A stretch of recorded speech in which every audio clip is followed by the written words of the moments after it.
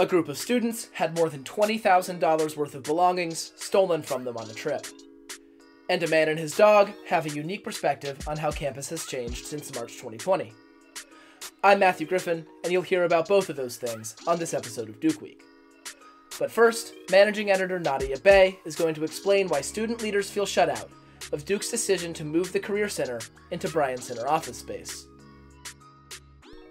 So, why are student leaders frustrated with how the decision was made to move the Career Center to the Bryan Center space?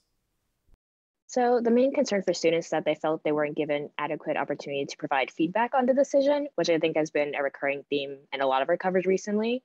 Students were also concerned because the office in question that they want to give to the Career Center is on the first floor of the Bryan Center in sort of the middle of everything. And they feel that that's basically best utilized for students and for student identity groups.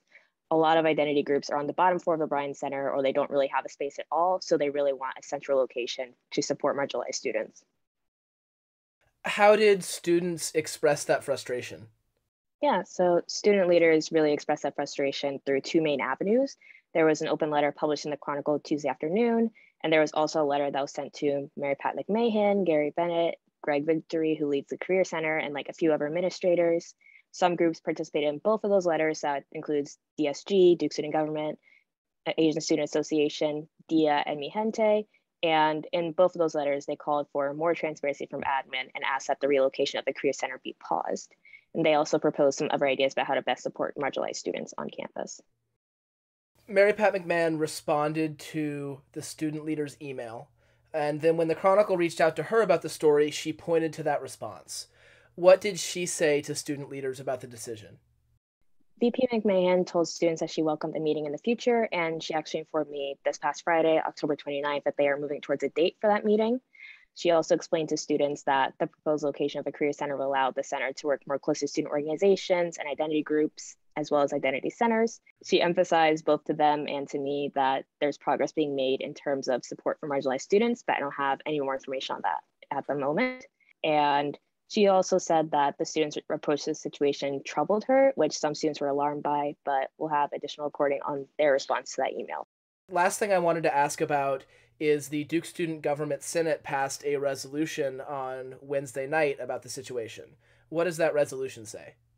Yeah, so that resolution had the goal of supporting unanswered demands by marginalized groups for more space on campus. And it essentially referred to a survey in which a very small percentage of students said that they actually wanted the Career Center to move into that space, and how more students wanted it to be used for identity groups. So they essentially passed this resolution in support of the students' demands and called for leaders to immediately suspend their decision to move the Career Center and audit a pre-existing space usage in the Bryan Center with a solicitation of student and student group input. After Nadia and I talked, the Chronicle reported that some student identity group leaders felt the decision was part of a decades-long trend of administration not adequately responding to their concerns. One student said the conclusion of McMahon's email, including the remark that she was troubled, made students feel, quote, threatened, unsafe, and worried that we will face punishment for voicing our needs as marginalized students. McMahon told the Chronicle that she has contacted students about finding a date to further discuss things. She also said Duke administration will soon send out, quote, an extensive set of updates due to the student community.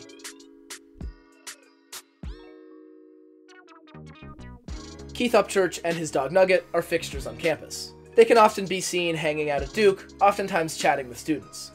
And for that reason, Upchurch has a unique perspective on how campus has changed over time since the COVID pandemic began. That's what I invited him on the show to talk about. Thanks for coming on the show, Keith. Glad to do it, Matthew.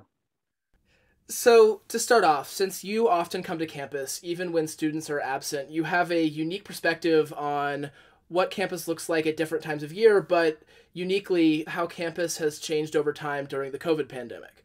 So, what has that evolution looked like?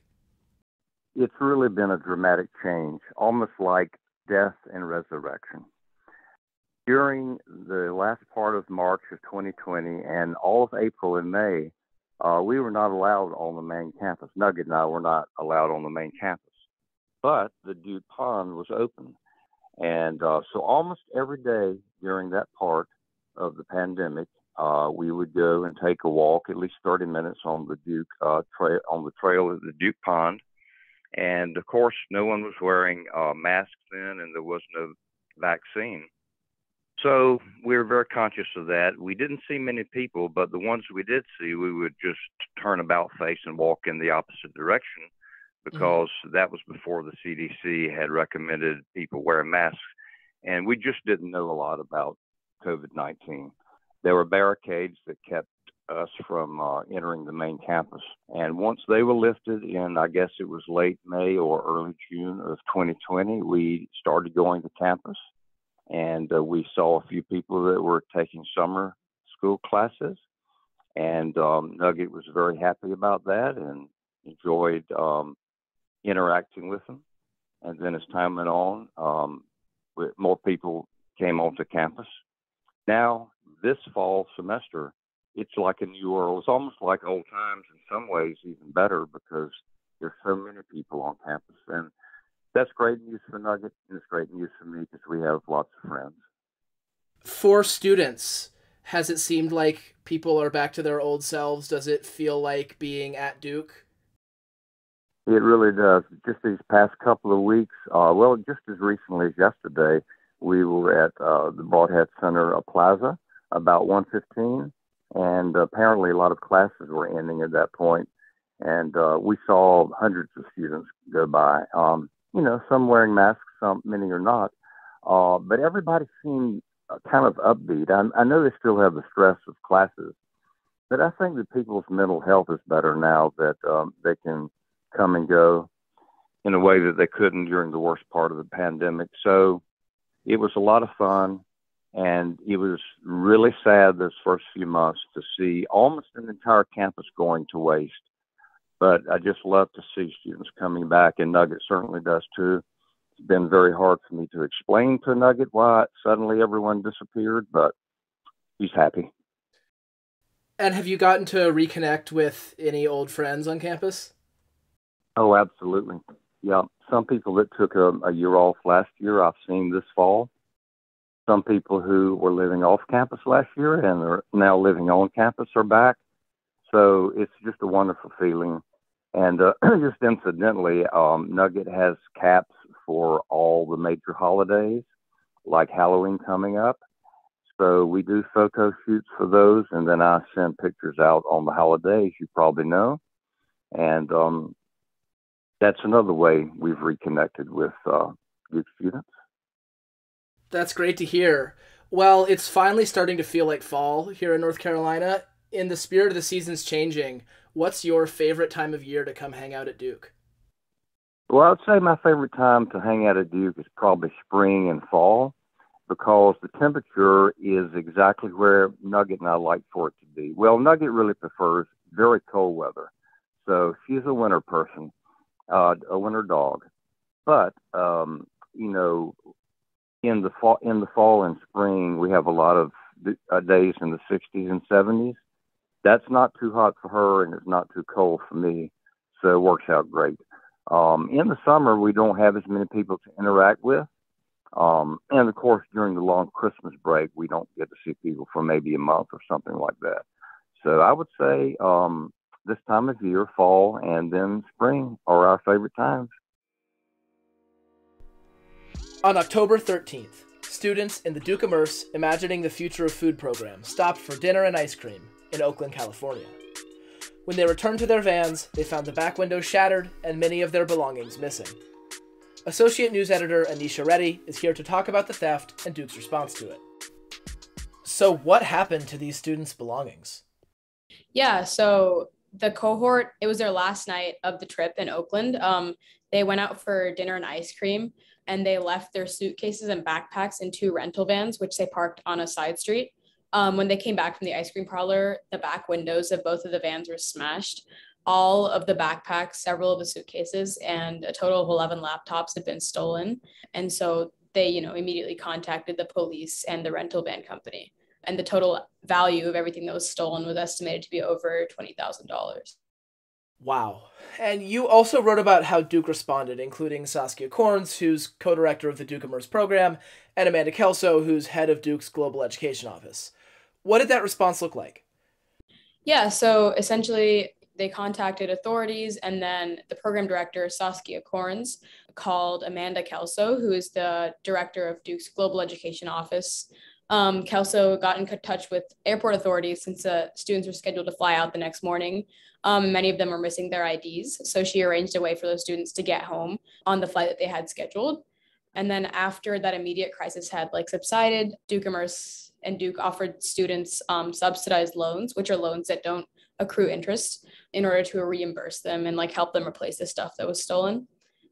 Students were also directed towards Duke's loaner laptop program, where they can they can borrow a laptop temporarily while they go about replacing their own. And then Duke Immerse has also been pretty relaxed with academics. They've given students a lot of flexibility with deadlines for assignments, and they've given them time in class to kind of decompress and talk about the robbery as a group. Despite the steps Duke's taken, some students expressed frustration with the response. Why is that? A lot of it comes down to the fact that students were they felt that they were left on their own to deal with a situation that they felt was out of their control. One of the students I interviewed pointed out that, none of them had ever experienced being robbed. A lot of them are international students, so they're in a completely different country. They'd never lost their passports before, so they had no idea what the protocol was for replacing any of their belongings, especially their ID. And another student talked about how she basically had to contact authorities by herself to replace her passport and her photo ID. And so those authorities and consumer help desks have generally been pretty unhelpful to her. So they basically feel like they're not equipped to deal with the crisis. Students also were frustrated about Duke's financial response. Another one of the students I talked to raised the point that Duke is this multi-billion-dollar corporation. And so to Duke, $20,000 is not a huge loss, while individual students will struggle to raise, $1,000 to $3,000 that each of them had lost. She also said that Duke offering students loans, while many of them already work multiple jobs to avoid accruing debt, she said was a slap in the face. I reached out to Corns and Kelso to ask whether there had been any updates to the situation since the story came out, but I didn't hear back in time for publication. In other news, Duke's Pan-Hellenic sororities held online Rush earlier this semester, while non-Greek selective living group Rush was mostly in person.